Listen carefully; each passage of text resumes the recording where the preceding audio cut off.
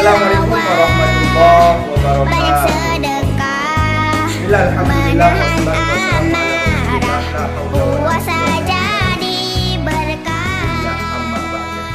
Sahabat Ramadan yang dimuliakan Allah Subhanahu wa taala, semoga kita semua senantiasa diberikan kekuatan dan dilindungi oleh Allah Subhanahu wa taala dalam menghadapi wabah musibah corona di bulan Ramadan ini. Semoga kita senantiasa bisa menjalankan amal ibadah dengan sempurna. Amin ya rabbal alamin. Sahabat Ramadan yang dimuliakan Allah Subhanahu wa taala, bertemu lagi dengan kami di channel You Ansoran dalam acara dakwah milenial Sahabat Ramadan. Jangan lama-lama sahabat Ramadan, karena di samping saya ini sudah ada Ustadz milenial. Beliau juga sering ceramah di mana-mana, sudah terkenal seantero jagan. Baik, langsung saja sahabat. Assalamualaikum Pak Ustadz. Waalaikumsalam. Baik, kita langsung saja kita simak untayan hikmah mutiara dari beliau. Kepadanya kami persilakan. Assalamualaikum warahmatullahi wabarakatuh. Innal hamdalillah wassalatu wassalamu ala Rasulillah Sayyidina Muhammad ibn Abdillah. Asyhadu an la ilaha illallah wa asyhadu anna sayyidina Muhammadan abduhu wa rasuluh. Amma ba'du. Sahabat Ramadan yang diberkahi Allah, sahabat Ansor yang dimuliakan Allah, alhamdulillah kita panjatkan puji syukur pada Allah Subhanahu wa taala bahwa bulan yang mulia, bulan yang suci telah hadir kembali di tengah-tengah kita.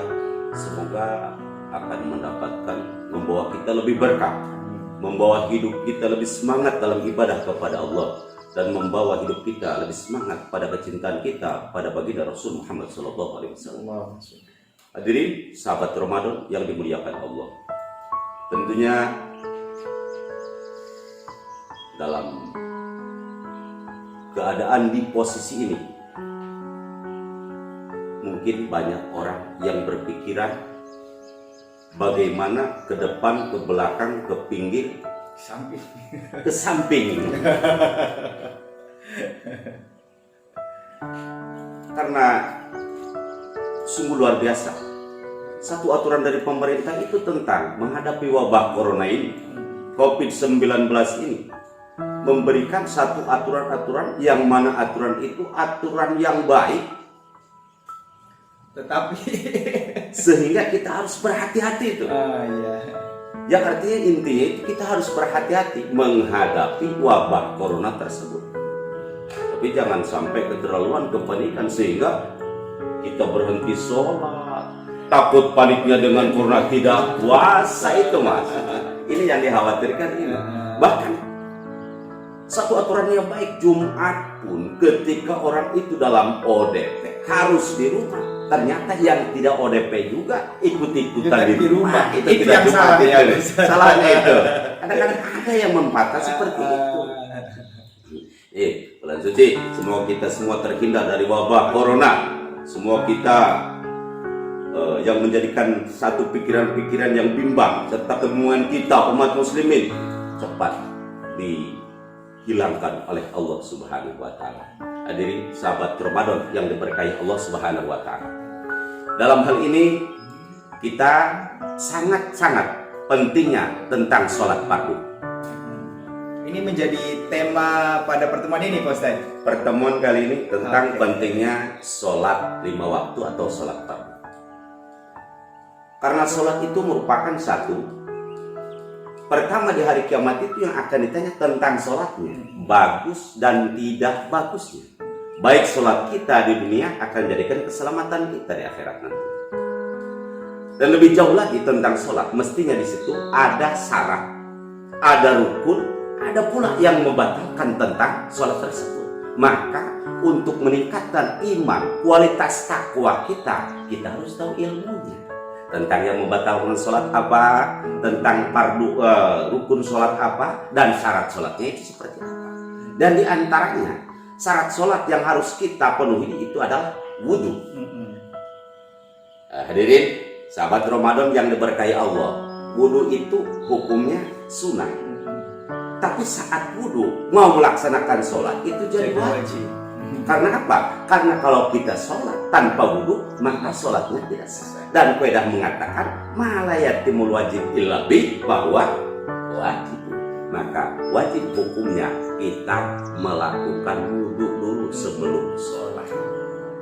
Dan lebih lagi, air wudu yang kita tempelkan pada anggota yang harus kita basuh dengan air tersebut itu juga akan memberikan satu kekuatan sehingga penyakit-penyakit, virus-virus itu tidak akan nempel pada tubuh kita.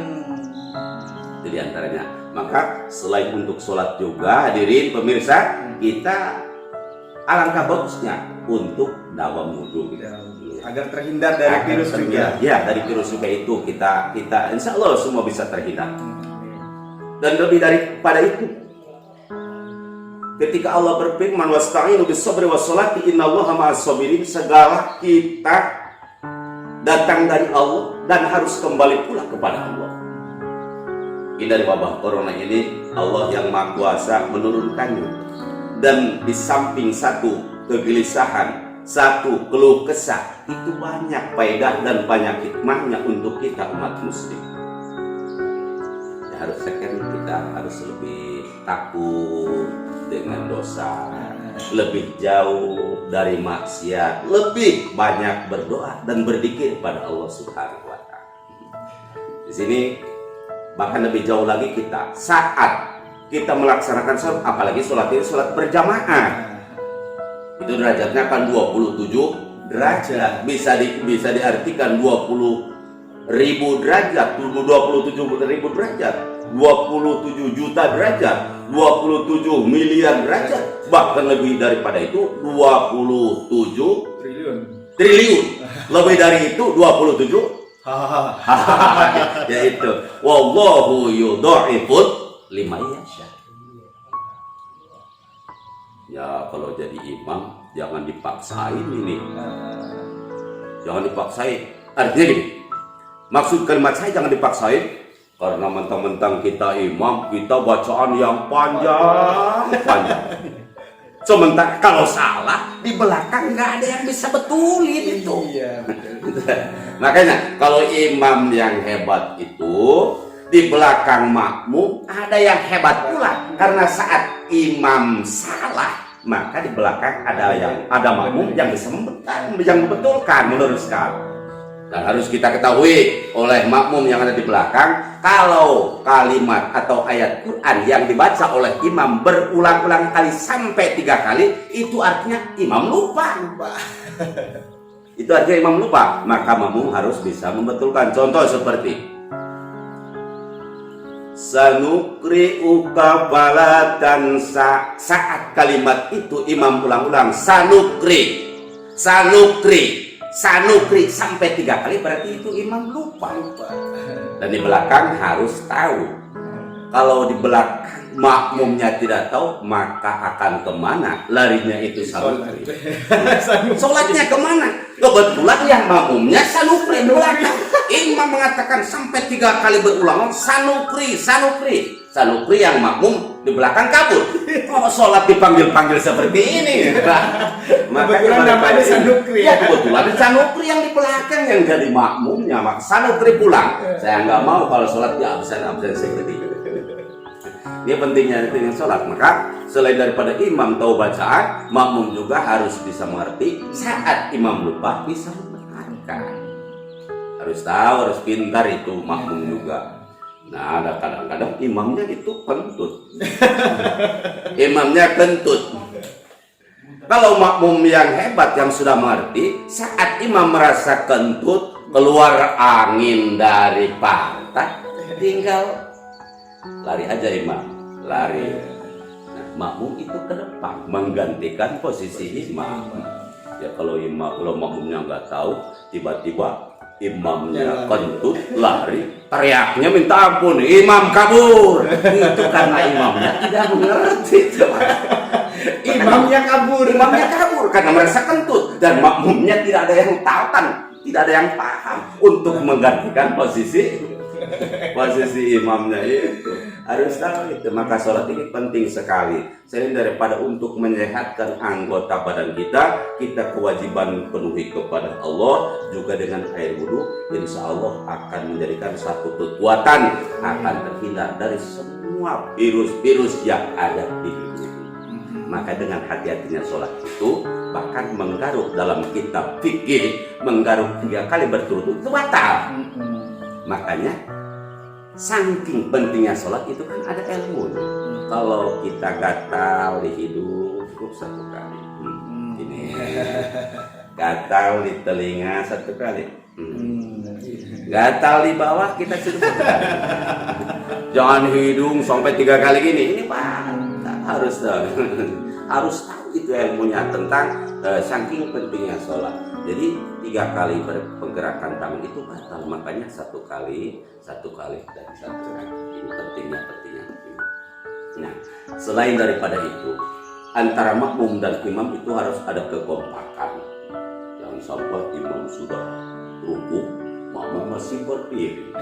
Imam sudah berdiri, makmum lama masih rukuk. Dan di Ramadan ini, Ramadan yang penuh berkah dan penuh ampunan ini, kita tingkatkan sholat kita kepada Allah Subhanahu wa Ta'ala. Semoga dengan sholat kita akan menjadikan satu kewajiban kita gugur kepada Allah. Sholat ibadah puasa kita diterima oleh Allah Subhanahu wa Ta'ala. Sahabat Ramadan terus akan diberkahi oleh Allah Subhanahu wa Ta'ala. Samping itu, kita ke belakang ada makmum banyak, mestinya harus mengikuti perjalanan kita. Sholat, wasta'inu bis-sabri was-sholati innallaha ma'as-sabirin.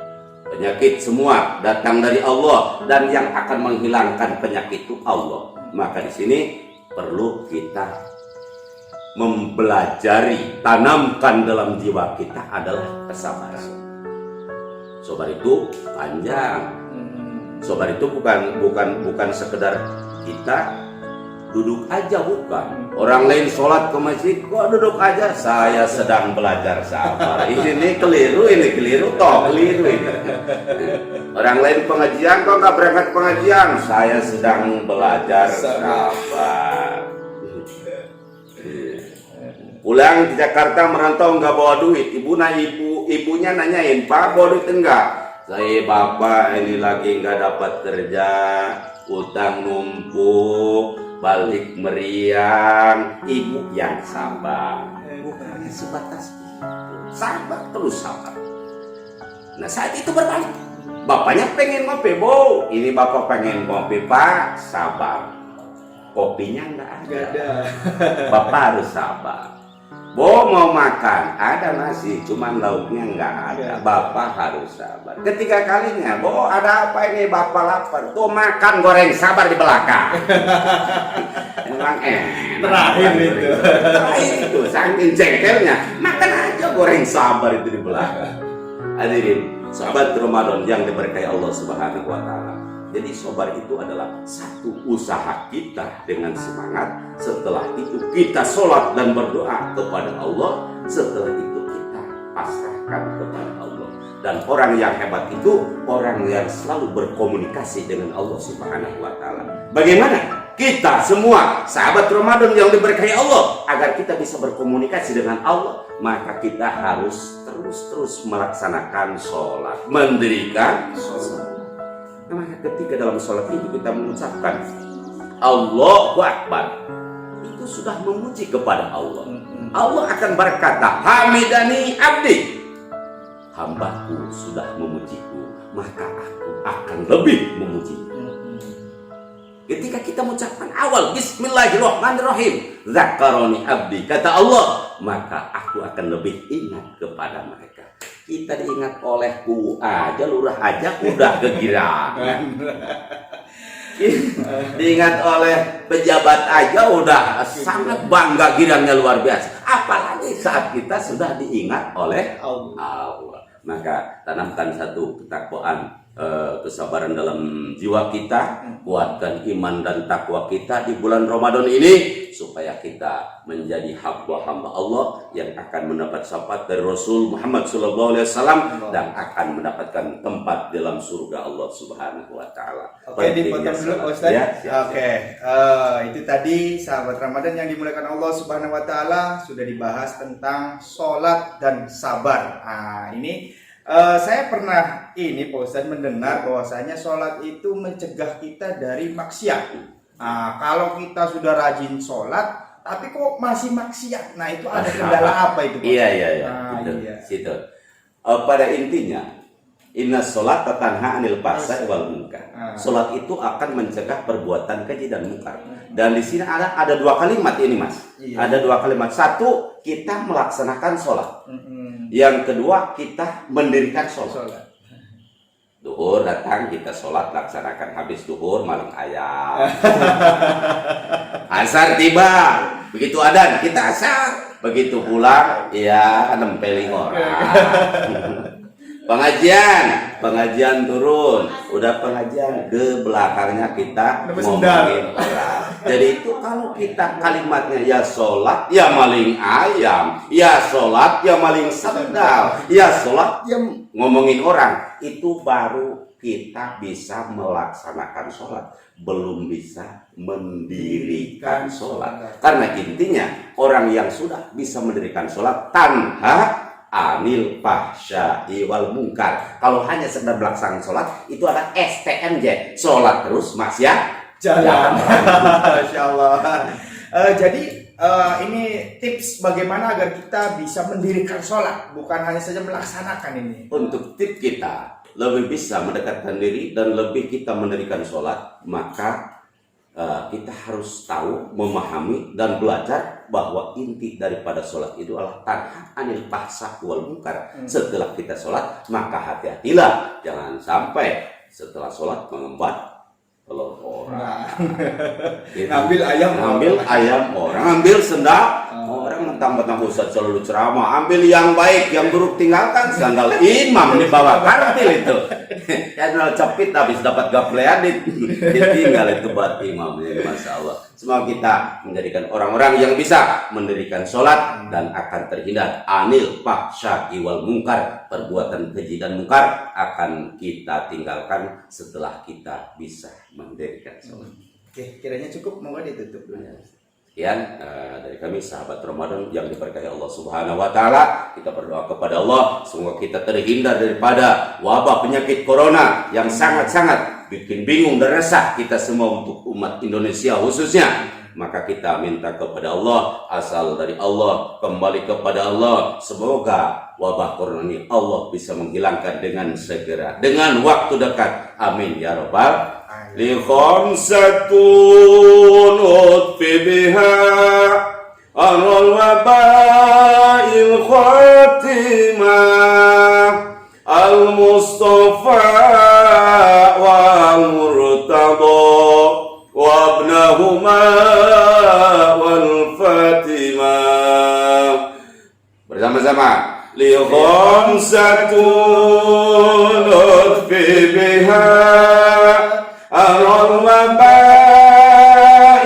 khatimah al-mustafa wal murtada wa banahuma wal fatimah wa banahuma wal fatimah.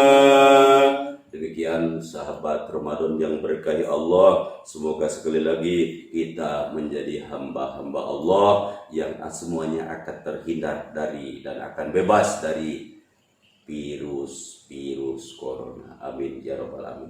Demikian. Assalamualaikum warahmatullahi wabarakatuh. Oke, terima kasih Pak Ustadz. Demikian sahabat Ramadan yang dimuliakan Allah Subhanahu wa Ta'ala. Jangan lupa agar tidak ketinggalan ceramah-ceramah selanjutnya. Yang belum subscribe, klik tombol di bawah ini. Intinya itu yang merah di bawah, kemudian tekan loncengnya agar sahabat bisa selalu menyaksikan kajian-kajian hikmah dari bulan Ramadan. Terima kasih. Wallahul muwaffiq ila aqwamit thoriq. Wassalamualaikum warahmatullahi wabarakatuh.